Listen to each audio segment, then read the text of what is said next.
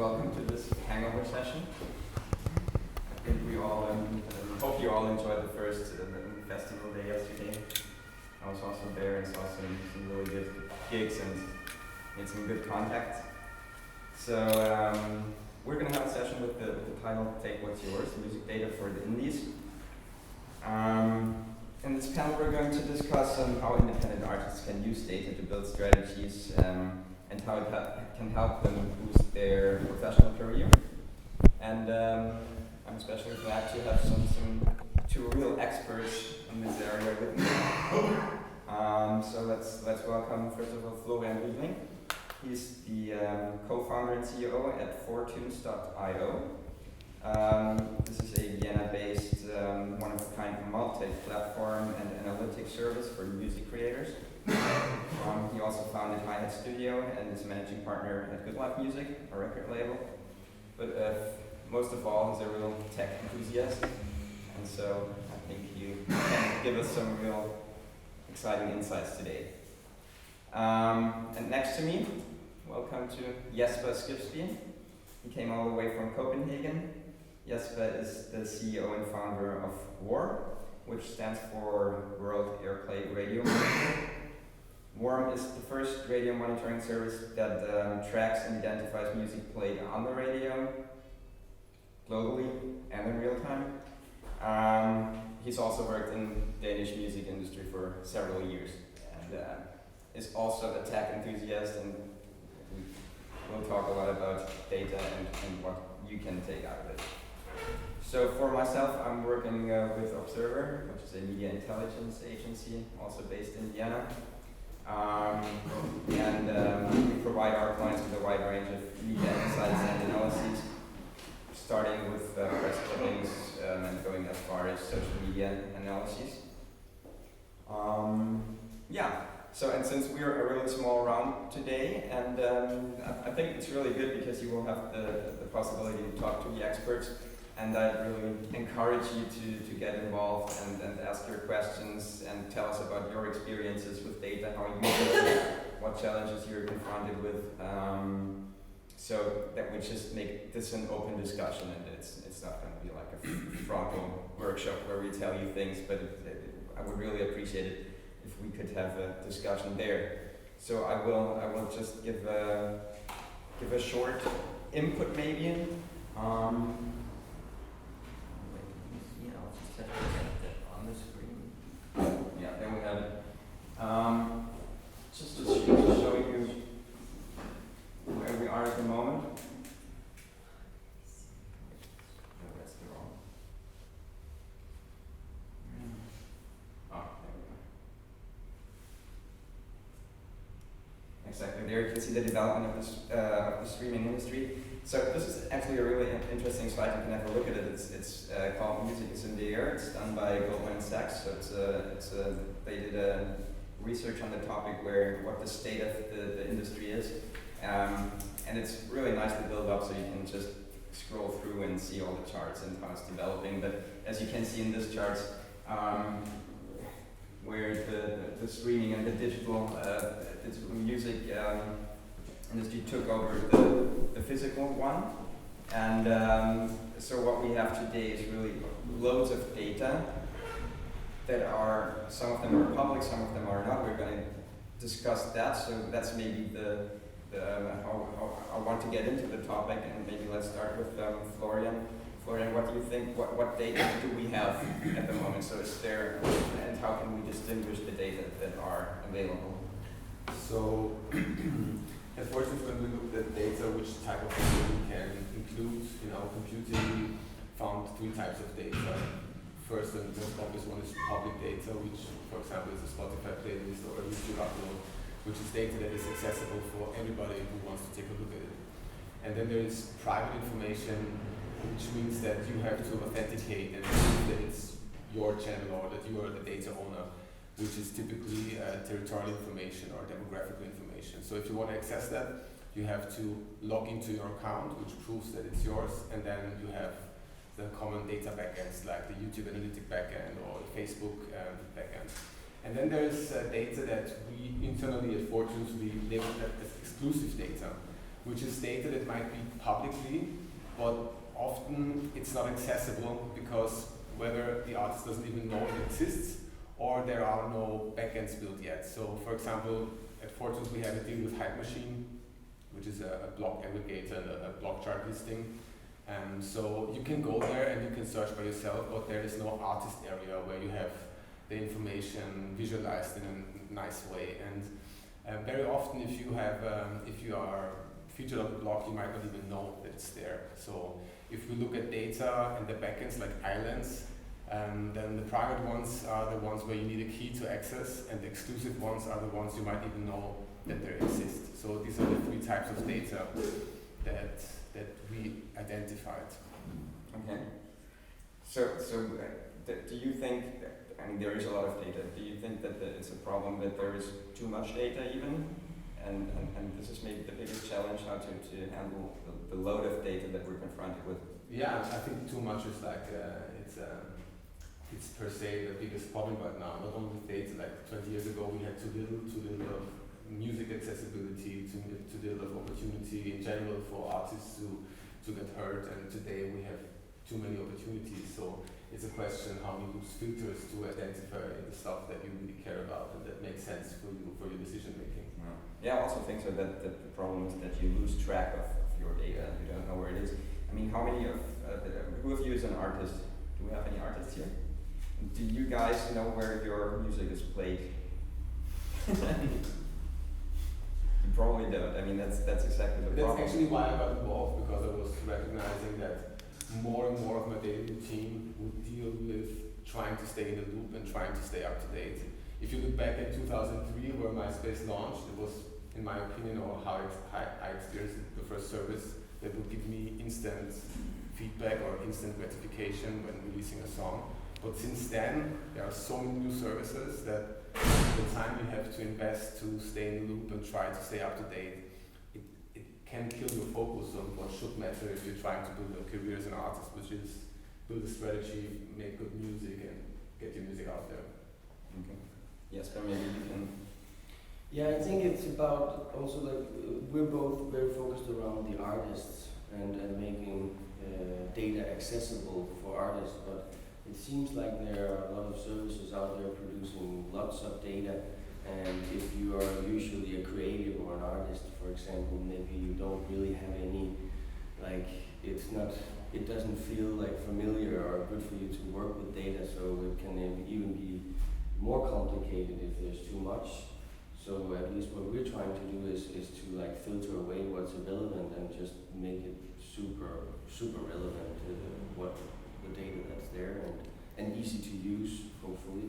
So we kind of make comparisons to a toolbox in our case with Warren, that some people understands how to use it, and some people is just looking at it as a toolbox saying, oh, it's nice, I was played here and there, but some people can actually use it to build tours and monetize the data instead of just looking at the direct monetization, but really like trying to build tours, use it for marketing, PR, etc. Comparing with different data sources. Yeah. In regards to monetizing, I think so. We went into this panel with two theses actually. The one is that it's the claim, take what's yours. So I think the point was that there is so much data out there, and it's not exclusive data, it's there, you just have to take it, and you just have to, and there are loads of tools and services that make it accessible, and that are there, and that are even for free, so you don't have to pay for it.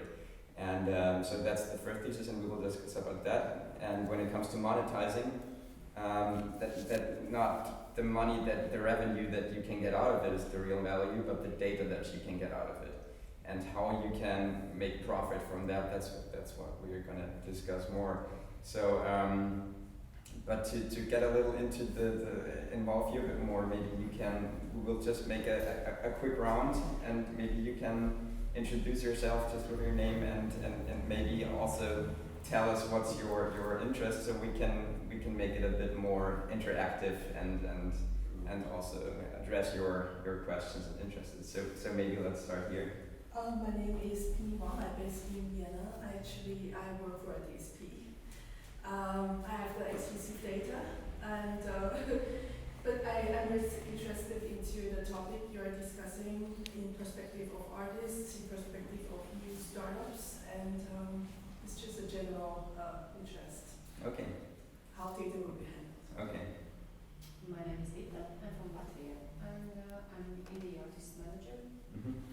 And we don't have, for example, any radio monitoring, so that's one thing very interesting for me. We don't have anyone who does that internally, like in the country, Mm-hmm. and we don't have the data. So possibilities to get these data are great.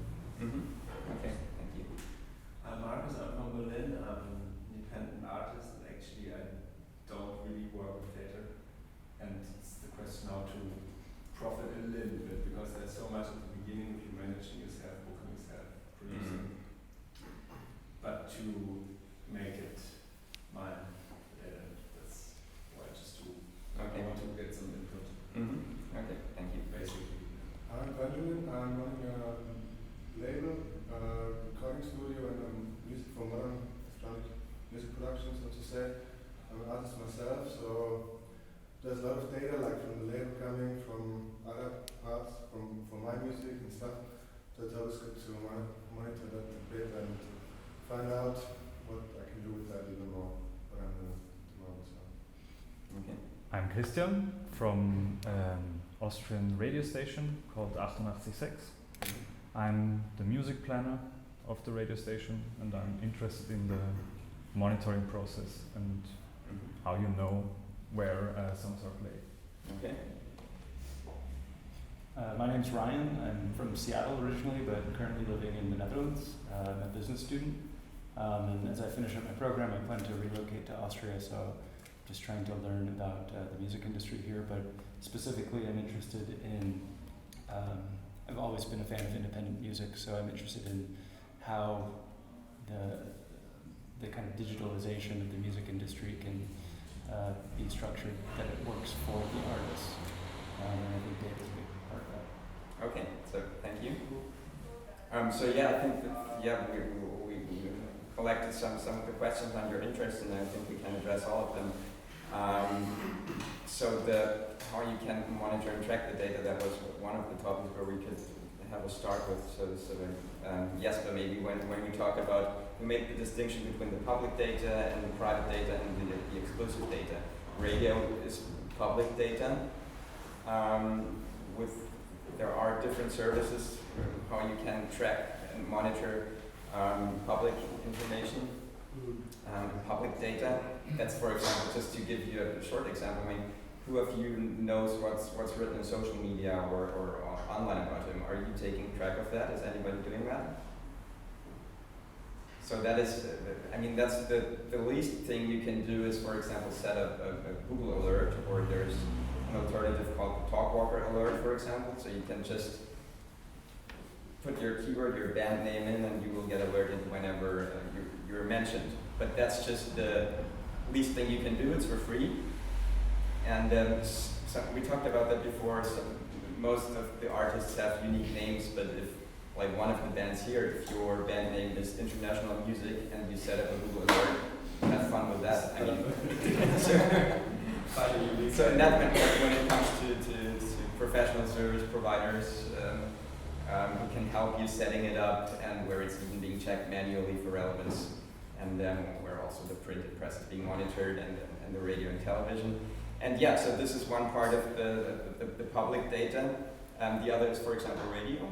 So that's your field of expertise. So yes, maybe you can tell us about how this public data how you can keep track of that, and how you can use this data. So I think I'll start with the reason why I founded One was that I was an artist manager myself, and I signed a band to Sony in Denmark, and it was in English, the music, it was like electronic music, and then nothing happened in Denmark, basically. It apparently didn't work. I didn't understand that. I thought the band was super cool. But but what I did find out that we have a lot of radio airplays in a Polish radio station called Chile, so it's like a little bit alternative radio, but it's like pretty big. So basically, they have 100% reporting on the distribution of rights to societies.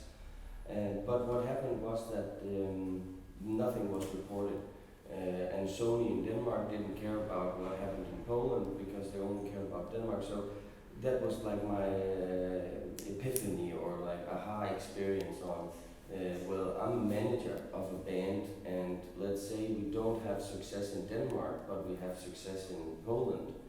I want to focus on Poland because for me it was more a matter of figuring out where there is an emerging market rather than where we want to be.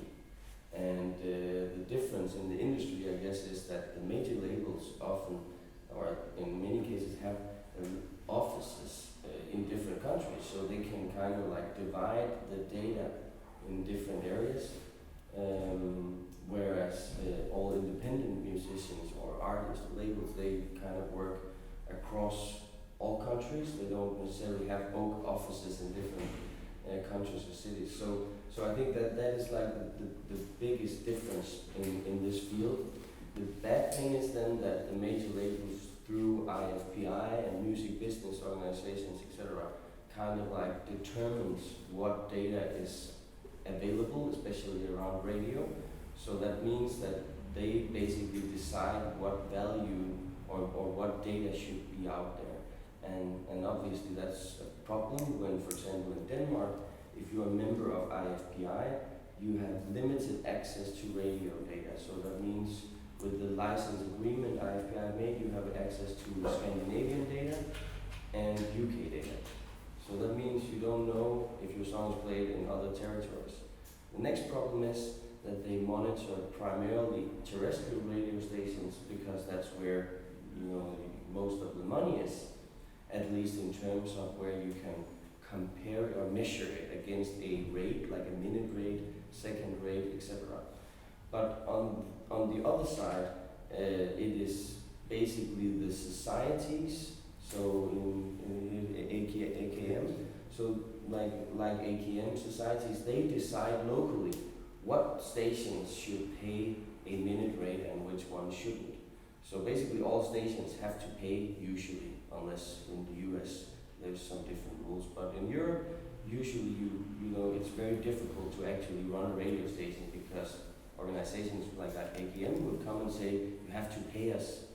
But then they don't necessarily distribute it based on what's played. They distribute it based on market share and stuff like that.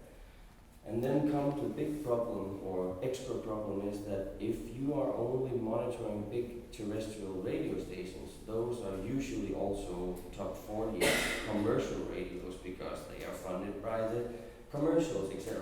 So it's like a loop of shit, to be honest, where it's like the big players that are only a fraction of the industry, let's say, that I usually say that 90% of the industry have shitty data because the 10%, if you compare to individuals, are, let's say, the major labels, and they are already benefiting of the lack of intransparency because they are getting market share payments based on like what is being played on larger stations, for example, and then we will distribute smaller stations money based on that.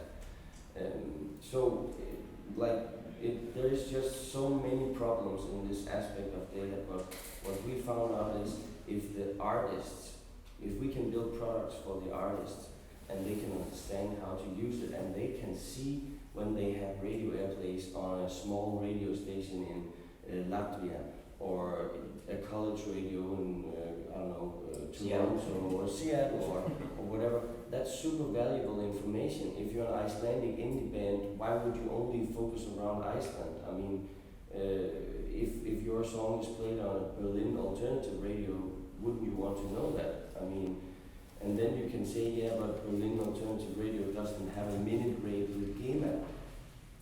But there's still value, I mean, because the people listening to Berlin alternative radio, they're probably more relevant for your audience. I mean, in the contrast to a big international superstar being played on a big terrestrial radio. So I think there's a lot of data in terms of the smaller the radio station is, the more independent mindset there is, meaning that it's actually easier for you as an artist to connect with the radio station. If you found out that your song was played on a, I don't know, like you mentioned, like a radio station in Australia, maybe it was college radio or electronic radio or whatever, and you could see that, you can reach out to them and say, thank you for playing my music. I make techno, I didn't expect anything, but somehow my music is played in Australia. That's fantastic, right? So this way you have an option to build on top of where there already is an engagement, rather than from a major label perspective saying, you're signed in Denmark, you need to do good in Denmark before we can talk about international. That only makes sense for major labels in mind. But that was a very long answer. Yeah, it was a long answer. But I think especially the global versus local is a really interesting point, because the data is there and the data is there globally. So why not using it, and why not focusing on other markets than your own market? And I think that's, Florian, what's your opinion on that? Because the labels are mainly locally focused and on their market. So yeah, there are many issues that Jesper just tackled. I think this globally and topic is really important. And the other thing is, that's maybe we could talk a day about how collective societies work, and there's a lot of things that should change. And then there's something else that I think is really important to mention, which I think when you said you're interested in data but you don't know where to start, you would like to facilitate it, but it's not easy. When we started Fortis, we made a survey asking artists if they think that data plays a role in decision making, and nearly everybody said yes. And then a little bit later we asked them how often they would look into the data backends, and the answer was very often, almost never. So and that's what take what's yours. Like, if you want to have it, why don't you take it, right? And we were asking ourselves, like, what's the reason that artists don't engage with data? And I think a big problem is that if we look at the landscape of analytics, it's not meant to be looked at for artists. So if you look at the common solutions, it's like really table and sheet based. So you have to be a professional, used to work with Excel sheets and used to work with charts, and that's a general problem. So there was not a service before Warm that actually offered the data to artists, because people thought, or the consensus was, artists wouldn't be interested anyway, right? Because afford it, first of all, could not afford it, and secondly, if it doesn't bring direct cash like top radio stations, why would I even want to look at it?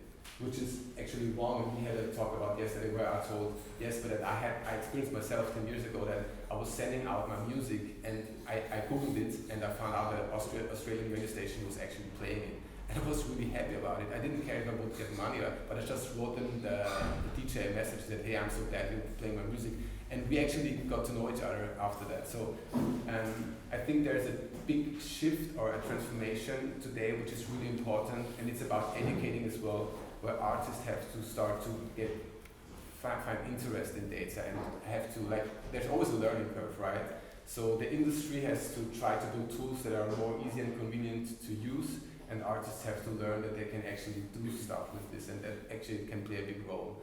Because talking about labels and managers, and I think data is not everything, but a big part as well is that data plays a role, and as well for managers and for labels. What I want to say is that if you sign an artist nowadays, you always look at the social media footprint already. I think even if you don't want to, but you will look at what's the success. So if you know about your radio spins, it's a very good argument for a German booker if you can tell them, hey, I'm already being played at this radio station, right? Or if you can tell them, hey, my engagement, my recent fan rate really rose within the last 2 months in that territory.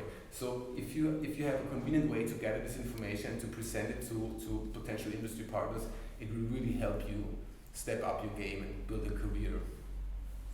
Yeah.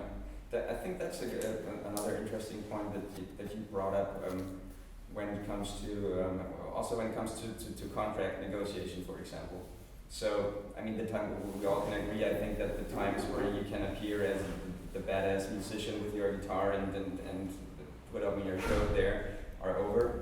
But that with data, and if you have your data collected and have it presented, that also has a value for when it comes to contract negotiation with the labels. So what's your opinion on that? How can you use data for But that? if your music is bad, data will help you. I mean, that's a fact. Like, and we have people, if you sign up with Fortunes and nothing is going on, well, this can be pretty depressing because, I mean, you just see it like it's fact. There's not so much going on. Yeah, but there's also value from that you see that there's Yes. nothing going on, Yes. because then you might have to improve maybe. And Yeah, of course. I mean, not the music quality, but there's also other things. Maybe the music is good, but no one listens to it because it's not played on the radio, and you're not doing anything in social. There's an interview with the Sony CEO from the UK just a few years back where he says there's so much music coming in that if he gets a new artist sent over to like a demo, the first thing he does actually is look at the social input, because if there's nothing there, it's a big indicator for him that the artist is not willing, is not the right profile of artist they are looking to sign. I mean, if this is right or wrong, it's a different debate, but I think we can all agree that it helps. If you're someone that understands the basic principle of promotion and of self-distribution, and if you can manage to set something up prior to your first deal, it will help you tremendously to get a good deal and a fair deal and to be respected, so to speak. So these old days where you just have a good song and you're a charismatic person, that's not the whole picture anymore. Yeah, I mean, it's kind of like the better presentation you can do, like it's like a job interview, right? Yeah, it's true. I mean, if there's multiple candidates and like they have to choose some, if you're 5 artists pitching similar music, they're not gonna select all of you probably. So, I mean, if you can distinguish yourself by having like a great presentation or like a great tone of voice or all that, and you also have like a baggage of data that is useful, and you can show that you have compared this with this, and like socials with streaming or across different platforms or with radio, I think you have a much better And it's affordable now. Remember 10 years ago, like to just track a certain territory, radio monitoring could be like 3 figures, like $100 a month for tracking 1 to 3 songs. Now what one is doing for a few dollars tracking music worldwide, or to sign up, I mean, Fortunes currently is totally free. So it's like, it's not only convenient, but it's possible. Whereas like a few years ago, you really had to have a lot of money just to get started. So now it's to tell artists to give it a try and to learn it, like play with it, try to find out where it can help you. If you're a band that like primarily plays live, maybe data doesn't play such a big role as if you're an electronic act that has a lot of streaming success, where there's way more data for you to look at currently. So. And I have a concrete example of what you could do, for example, because a lot of our users, they're like, so now I've signed up, what now? And they're like, how do I get it out to radio? And like, we're an analytics company, so we're not a promotion company. So, but of course we can refer to radio promoters in different genres or in different categories. But in the end, it's up to the user to figure out. It's the same with Fortunes. We get emails where people ask us to put them in a certain playlist. Yeah, we say, I'm sorry, can do that. But one of the things that you could do is, in our case, there is no rights issues because it's public broadcast. So basically, you can track any song. You can track Rihanna's song, or you can track Five Finger Death Punch or whatever. So the point is actually, if you are making like super niche music, techno jazz or whatever, you could basically track or monitor a similar song from a bigger artist if there is a big techno jazz artist. And then you have basically a foundation of what radio stations you should target, because you can actually find someone playing similar music. So obviously if you could do this multiple times, you have a lot better understanding of what radio stations play certain kinds of music. And again, I would say if you make niche music, then focus on niche stations in a bigger territory rather than just trying to get your music to the biggest local national stations, because you're competing with the local majors. And I think it makes much more sense to try and find your niche. Yeah, I think so. That's the same with that's something you also can do with when it comes to to online and social media. So when I'm talking about the social listening and media monitoring, so that you can find a market. It's not only to find out where you are mentioned, but maybe that you can find out where the genre of your music is being mentioned, or if there is any certain blog or any certain channel or there's someone who's twittering about it. And then you can maybe focus on these channels, and that will maybe open new opportunities for promotion or whatever. And so yeah, that's also a good example on how to use the data to make, of course, and that's, I think we all have that in common, that we cannot help you when it comes to the output, but when it comes to the insights. And it's not that we can help you, the data's there, you can help yourself. That's what we're trying to tell you, basically. And yeah. So help to self-help. Help to self-help, yeah. Exactly. So maybe let's, I think because that was also a question, how that, maybe a bit on the technical side. Maybe to start with Florian. So what are your expectations? I mean, some of the APIs in scope of the Cambridge Analytica things that happened. So everything was shut down a bit, and it's not that accessible anymore if you don't know how to do it so well. Yeah, I mean, like that's a big difference, because what's really interesting in the data, what we are trying to access is not public.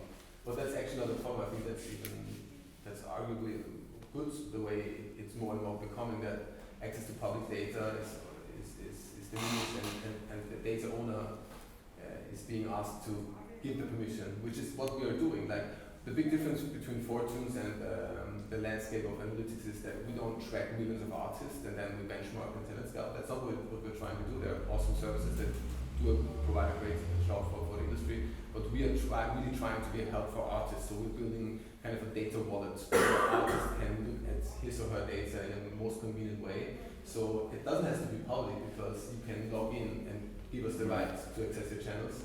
But still there's a lot of work to do, because not like when we talk to distributors or when we talk to other aggregators, they're not willingly giving the artists the data. So that's what we are trying to achieve, to help artists to access the data. Because often, and there's a big, like if you look at master recording agreements, data doesn't play a role in those most of the time. And that's questionable in my opinion, because if you give the right to your music, do you give the right to your data? And if you get back the right of your master recordings, should you get back the right to your data as well? So is the label allowed to look at your sales information, or has the artist the right as well? I think that's a very important topic. Because, for example, at the moment, Spotify streams are not accessible to the public. You have your artist backend, which is awesome, and I think one of the most used data backends for artists. But it's not something that the artists can take with them. So, and that's something that we are fighting at Forefront. We are trying to build a safe place for artists where all the data is coming in. Because it's distracting if you have, that's why I was bringing the comparison with these islands. Because very often you read about silos, that's the common way data silos are being described, but I see it more as an island, because silos are never beautiful, but islands are. But even the most beautiful island, if you have to travel like 15 islands a day, you get fatigued. It's not fun doing so. So what we are trying to do with Fortunes, or what we already start to achieve, is to pull the islands together to one place where the artist can now conveniently wander around. And the next step is that this island has some sort of amusement park announcer that suddenly tells you where the party is going on. So what we are trying to do is, in an ideal world, is that you never have to look at data, because data is not your core business. It's not the reason why you started making music. It's just something that should help you, right? So it's a necessity. It's a necessity. So what we're trying to do is just to tell you where to look at, where to go on this island at the right time. Can you explain the islands? What are they? Okay, so for example, if you have a Facebook account, right, you have an analytic part of where you see how the engagement on your posts, or where the fans come from and all that stuff. And that's what I call an island, right? So this island, in that case, is a private island where only you can go there, yeah? And now you have many islands. There's the SoundCloud Analytic Island, there's the Apple Music Island, there's the Spotify Island, there's the Bandcamp Island. There's a beautiful warm island that many people don't know yet, but they should know about it. So there are many islands that are very insightful. But what I'm trying to say is, if you take your business seriously, even if you have a very good manager, it's a lot of work communicating what's going on these islands, going there, looking on there on a daily basis. Of course, they will send you push notifications, others send email notifications, some send you weekly reports. You get the idea that it's just. I understand. I just want to know what are the islands. Sorry. You said Spotify, SoundCloud, Facebook, Twitter, Instagram. Yeah, so it's social and streaming media services. Yeah, and so there is this big island we're trying to where you can flawlessly walk around. And now the next step is you don't even have to walk around because this island is getting pretty big. Now it's about just telling you what's going on, just keeping you up to date. And you can do what actually, the reason why you started is make some music, like sit in front of the computer, play the guitar, or whatever you're into. And that was it's kind of a disease, right, this murdering the refresh button. I was one of those guys, if you have a release, you're so eager to learn what's going on with your music. So you notice that you like press refresh there, is there a new comment, right? You can get kind of sunk into that data hole, hoping for some reaction. But if you have a service that keeps you up to date and just tells you what to do and maybe even can give you recommendations, because like with machine learning and pattern recognition, there are a lot of technical solutions that maybe can even, and that's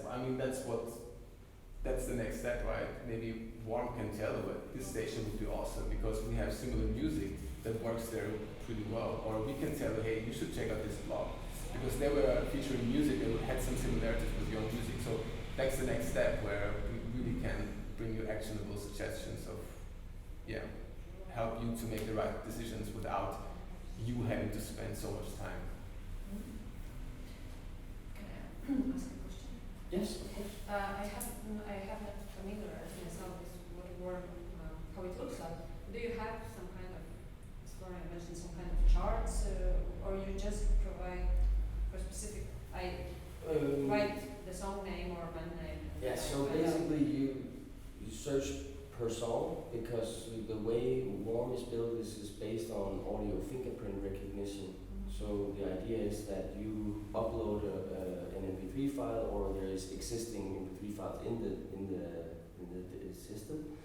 So basically, we just take the file, create a digital audio fingerprint, and then, like similar as Shazam, it measures, like listens and compares to the broadcast streams, which is why it identifies in real time without the need of looking at crawled metadata or RSRC and all that. That's basically not what we're using for detection. And another question, can I see before starting using your service which radio stations, or is it like looking to have anything? Any radio There's station? like or there's radio list of stations? Yes, of course. So right now we are monitoring close to 30,000 radio stations in a little over 100 countries. So you can filter the list of stations in all countries and all cities.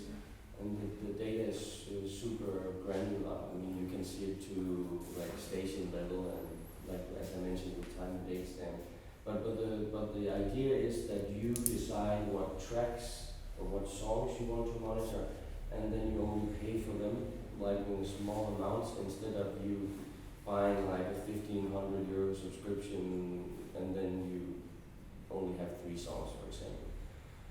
But in terms of your other question before with charts, we are actually making new charts, but they will be available in a week or 2.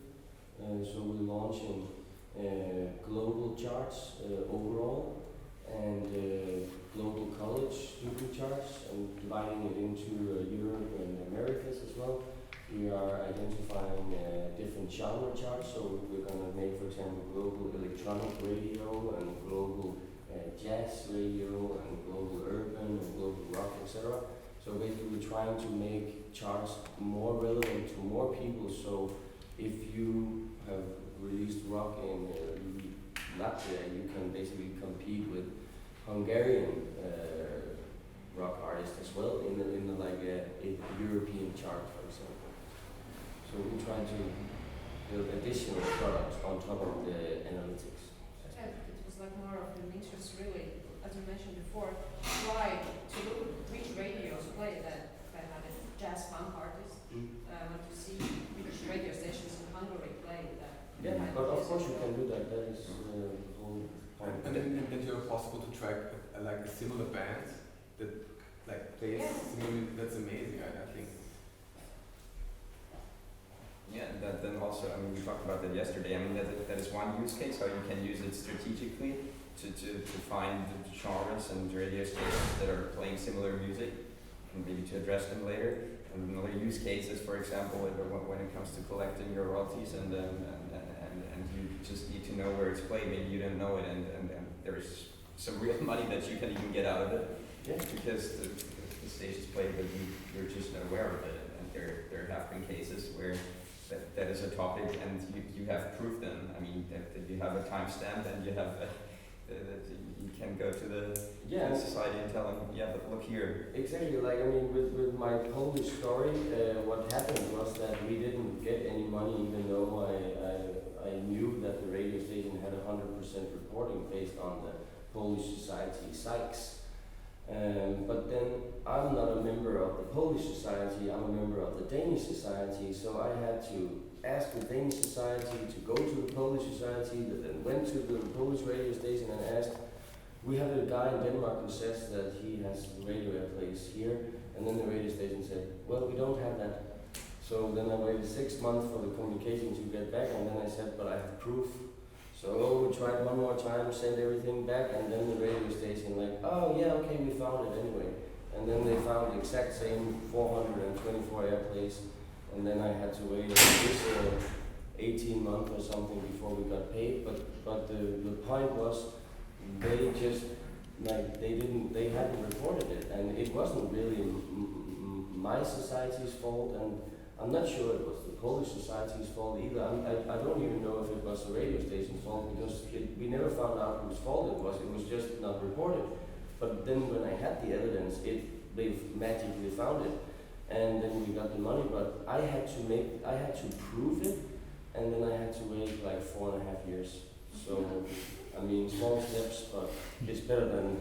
And that's exactly. I mean, this would be this is the case. I mean, this is the perfect blockchain use case actually. So it could be really easy to keep track of all of that and really do it in a real-time licensing and I mean, Florian, maybe you can tell us what you think of that. What is the future of that, and will that happen in near future? I mean, that's more from my background in working as a producer and running a label. I'm really surprised that collective societies are not like rushing to war, because it really solves a problem, right? And there would be such a more convenient way to first of all know what's going on, because and secondly, payments in real time and micropayments are not these big circles of payments. Because if you, as an artist, as an independent artist, if you have to wait 4.5 years, you are being taken of the opportunity to invest that money in your career right? And that's what you would need. So it's on the back of the artists that collective societies are rather slow in developing new ways of. But I mean, we already have found like the main reason, even though it's not like public available. But the bad thing is that the societies work or should work on behalf of their members, but in reality they work on behalf of the institution. So the more money that you can't follow, like if there isn't a money trail, then the organization has more money to decide what they should do with, like the black box money, right? Sure. So the whole point is that the institutions are made to help their members, but they can decide how they should help them. So it's super complicated because the members should basically all be part of, voting the right people and who should do the changes and who are they. And usually, like in Denmark, for example, there is 44,000 members of the equivalent to APM, and I don't think that many of them have any influence or any say or go to any discussions or anything like that. And in the end, it is the major labels deciding anyway, and they have to have manager positions in the society. So it's It's more, it gets a political issue, right? Yes, Where, and then even worse it gets with the Polish-Denmark situation that there's many societies that are basically super corrupt and criminals basically, and there's other societies that are, you know, pretty decent, but they have to work with each other. So it's like they have to report to each other even though who the ones reporting, you know, is maybe a criminal. I mean, not a kind of very good collaboration. Have you tried approaching? Yes, many times. Not many societies. it's interesting, like 2 years ago,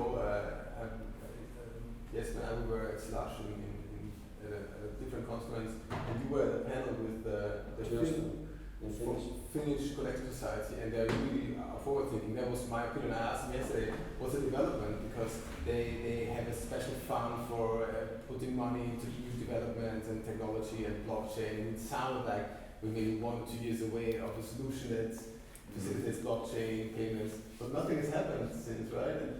And that's surprising me for me personally, because I think, I mean, what's the big deal, right? I know some. Collective Society makes so much money compared to our fundings. I mean, it should be very easy for them to put I think this. it's not only about the money, it's some kind of power they have over the artists. They are like the ones who have the data necessary, and they, for example, in Latvia, they don't give it this. If you really ask them, they say, okay, I will give you the data. But it's not accessible like in my profile or anywhere where you can get it. It's like a power. And then the next question is, what data do they have, and what is that they get, and where do they get it from? Is it controlled, and like what technologies are they using for collecting it? Is it just the radio station reporting something manually, or is it scraped or crawled, or what is it? In Denmark, as an example, I would say the Danish society Coda is probably top 5 in the world, I would assume, something like that. We have 200 radio stations, and 40 of them has a rate attached. So in a good country, 80% of the radio stations is impossible to trace the money. Maybe you know what's the Austrian situation to that? We are reporting manually. Yeah, every but there are just the big ones, like, I mean, the top 5, top 6. Yeah. Is this right? 10 or 8. 10 or 8, yeah. The rest is all. Royalty free are just under the, they have a pauschale, some certain amount they pay, but otherwise we couldn't make the rate. I know some guy in my town, he's running a radio station, and they pay like annually a few $100 just to keep it somehow. Okay, we paid something, but this one they won't distribute because it's otherwise the radio station. But it's interesting that the stations that pay a pauschale, like a blanket license. yes, and that's actually they don't play top 40 music, so the money they pay gets distributed to the top 40 people, right? So it doesn't make any sense. And I guess that is the same with the restaurants, etc. With neighboring rights, Neighboring rights. as well, yeah. Yeah, that's why I think it's something that on a political base has to be discussed, because there are laws from the 70s where if you put together which station has to pay what, so. And now you can track it, like each song, like you do, can track it, like nail it down, and get it played there and there. So why don't we go to the other one to really pay out the royalties for it? It goes on with television as well. Yeah, what the societies like in Austria are really doing with the money, I mean, that's ridiculous. I mean, they put money on people, they send people to the clubs with Shazam to track what songs are being played there and then collect the money. I mean, and put a lot of efforts into that, so on the other hand, they're... Yeah, but like one of the most forward-thinking societies in terms of monitoring clubs, for example, is Boema Stemma in Netherlands. And I was at a panel there last year at AE where they were talking about music recognition and how well they were doing in terms of monitoring clubs in the Netherlands. And the funny thing is that they were super proud that they had been working with a technology company for 13 years, and now they were at 10 clubs. But they said that was progress because that's much better than any other country. So if you compare like the standards, there are some societies that are super forward, or super, maybe not the right word, but forward thinking. And but compared to what? I mean, and my question was just like, but why are you only on 10 clubs? I mean, I don't understand that. If you're so happy about the collaboration and you can see it's working, why is it not rolled out on more stations? And actually, the biggest, their answer on this was that the clubs did not understand that they didn't have to pay more just because they were monitored.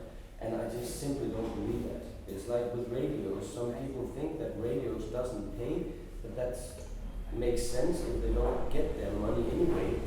But the point is like clubs, venues, restaurants, radios, everything, they have to pay. But if the money doesn't get distributed further in the food chain, then. But did I understand you right that your friend pays the blanket license because it would be more expensive? No, it's called Freitag, so it's a free radio station from our town. And they have like some fixed amount that they pay to the AKM, which is just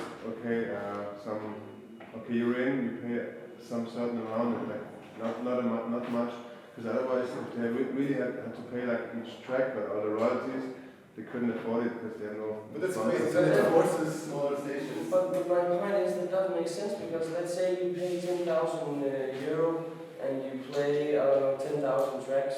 Why couldn't just one track be €1 per play, and then you can divide that by 3 or whatever, because it's usually 3 minutes, so it would be 0.33 cents per minute. I mean, it doesn't have to be more expensive just because you are actually controlling what's happening. It's just a matter of being able to actually directly monitor the right rights holders. It's not about getting more money from any entities. Yeah, I think what you're saying is that the data is there. I mean, why would you not use it and make everything easier and even save money on the monitoring side? I mean, the best thing or let's say the worst thing that could happen with this kind of technology in place with societies would be that they would have to fire a lot of people because everything would be automated, and they don't like to do that. I mean, I suggested this to the Danish societies, and I mean, people were like, what are you talking about? It's like, you can fire 30 people, or you can do something fantastic, and you have more money to give to your artists, and you don't have to take such a high commission. I was like, yeah, we don't like that. Exactly the opposite, that they don't distribute the money exactly because they lack resources in accounting or in people who transfer the money. Just say, if you would like to transfer to everyone, so we would need That's true. That's what I heard as well. Yeah. When they switched to a database, because just a few years back we had to bring handwritten documents, right? And then when they switched, a lot of things were going wrong, and I asked what's going on, we don't have enough people to build it, and in 2019, it's ridiculous to talk about manual distributed data. I mean, you don't have to do that. I mean, So I think we slowly have to come to an end, but we can continue the discussion. So you have the possibility to talk to Jesper and Florian and me on the conference. We'll be around. On Sunday evenings. So that's all time. Yeah, but I think what we were trying to say, and we can repeat that. I mean, the data is out there, and you just have to get it and take it, and there are possibilities. So there are. It's not only the tools and services that we are providing. There is a lot of services, and starting with, as I said, the Google Alert, or just check our Facebook Analytics, the Google Analytics. From the analytics from the streaming platforms like Shazam, it's included in Apple Music. And there are possibilities for consultancy as well. So if you need professional services and tools that make sense as soon as you're successful and have some reach and have some global reach even. And so we would just like to encourage you to make use of that, and of course check out fortunes.io and moremusic.net. You can check it for free and just see what happens there, and it will give you a good feeling of what is possible and what you can do.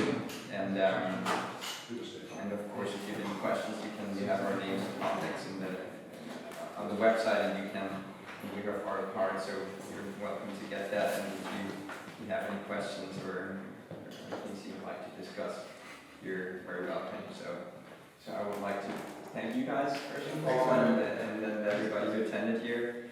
And hope you have a nice festival day. And see you around.